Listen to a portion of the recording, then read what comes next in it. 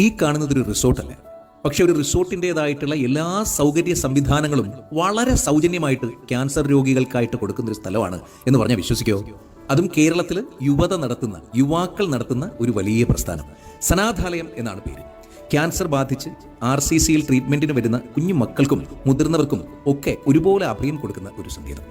370-ൽ പരം ക്യാൻസർ രോഗികൾക്ക് തണലായി മാറിയ ഒരു വലിയ പ്രസ്ഥാനമാണ് സനാഥാലയം.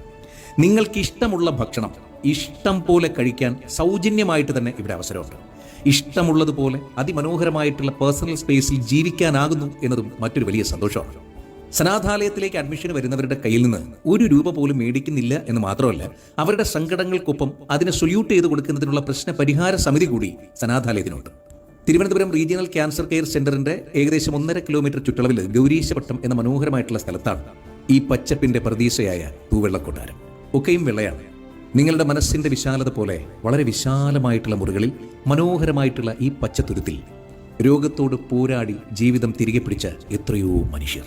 നിങ്ങളുടെ പരിചയത്തിലുള്ള ആരെങ്കിലും ഈ അസുഖത്താൽ ബുദ്ധിമുട്ടുന്നുണ്ടെങ്കിൽ തിരുവനന്തപുരം RCCയിൽ അവർ ട്രീറ്റ്മെന്റിലാണെങ്കിൽ അവർക്ക് സൗജന്യമായിട്ട് താമസിക്കാൻ, രോഗത്തോട് മനോഹരമായി സധൈര്യം പൊരുതാനുള്ള അന്തരീക്ഷം സനാഥാലയത്തിലുണ്ട്.